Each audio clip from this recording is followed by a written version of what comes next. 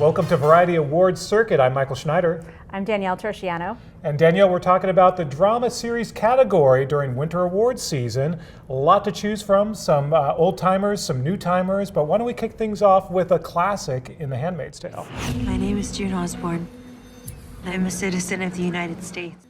So weird to call it a classic. It's only in 4 seasons, but it does feel like 4 seasons these days is a feat. Yeah, and the world has changed so much from when the show began to now. Definitely. It's been nominated for so many awards before. Obviously, Critics' Choice and Golden Globes nominated it in the drama series category in 2018, and then it was nominated for all of its prior seasons at the SAG Awards. And it just came off of a huge amount of Emmy nominations, but no wins. So I have to look at this and go, you know, all of these other voting bodies have loved it before, but is there still momentum to love it enough this season? I mean, I hope so, because I do think that it was pretty refreshed in season 4. Simply getting June out of Gilead in season 4, spoiler alert maybe, I don't know, felt faster than I maybe would have thought that they would do. So I do hope that they give the show a closer look, and certainly just a stellar ensemble to look at for individual categories. Yeah, there's a lot more meat this season with the storytelling, and because we're talking so much about ensemble, especially during the SAG Awards, this is an ensemble that really has played well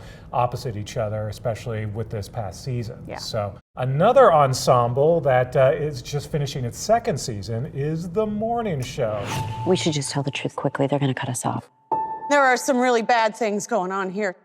Now talk about a cast: Reese Witherspoon, Jennifer Aniston. This ensemble that made some noise in season 1. Yeah, I what mean, about season 2? That's what's interesting to me is Jen and Reese got nominated. Billy won a couple of awards last year. I think the momentum for that show is actually growing. It's being talked about, it's front of mind for a lot of voters, and this year they added so many fun new players, Juliana Margulies, Greta Lee among them.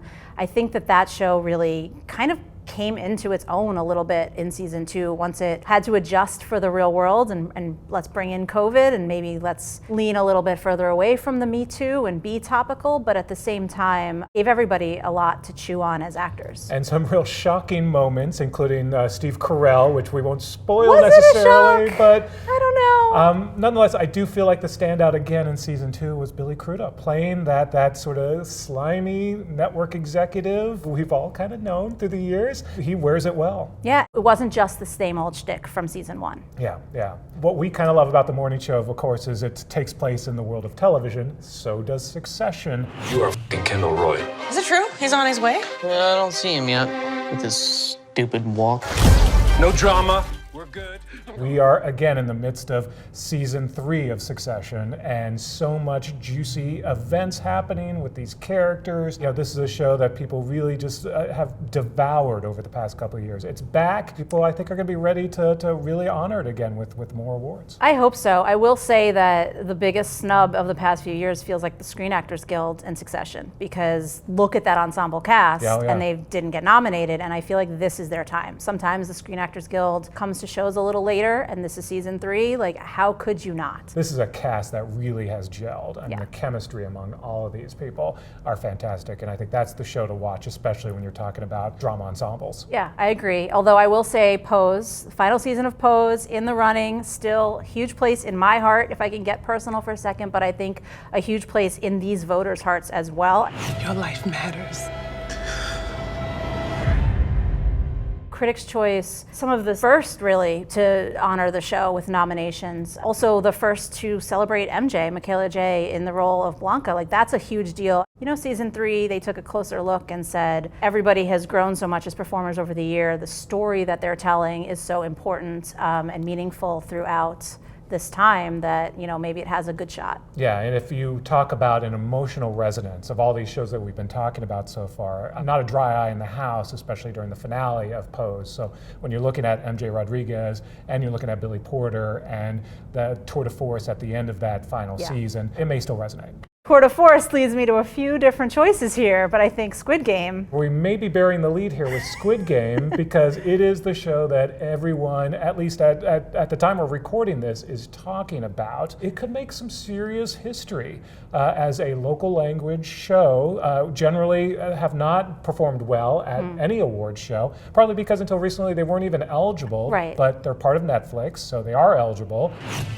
지금 이 자리에 계신 여러분들은 모두 감당할 수 없는 빚을 지고 This is a show that has just taken the world by storm, and that cast has been making the rounds. People might be ready to make some history in voting for them. I agree. And I think what's so interesting about it is, this year Critics' Choice has that foreign language series category, but Squid Game is also eligible for drama series. Could it get both noms? Could it get both wins? Let's see how far it can go to the distance. I think it's really a question of how much it will get, not if it will get anything. The story is timely, but it's also talking about we're hungry for new content. We don't want the same old thing. We don't want the same old people. Yeah, and it reminds us of Parasite and how Parasite managed to break through and make some history on the film side at the Academy Awards. And I think TV voters are feeling like maybe they're ready to do something similar with, eventually the Emmys, but first when we get through SAG and Critics' Choice and everything else going on. Right. I mean, I think we have to talk about This Is Us as well. I think it's time we start a new chapter. It's in a really interesting place right now, being that it's about to launch its final season, and there are some straggling episodes from its penultimate season that are still eligible. It was so honored by these voting groups, these Winter Awards voting groups, in the beginning of its run. Not as much, especially in the drama series field now, closer to now. I wonder how much this last chance factor might kick in and may say, we did love this, we have loved this, we let it step aside for some other things, but now we want to show that we still love it, especially as it's on its way out. Yeah, and I think it's going to be tough with the Winter Awards season because obviously This Is Us isn't back yet, right. So viewers aren't actually able to watch a new season. We're talking about the previous season, but that was way back in the spring. So much has gone on in television since then. So I think we may have to wait a year until that final season, what sort of emotional resonance that show has as it completes its run and we cry one last time.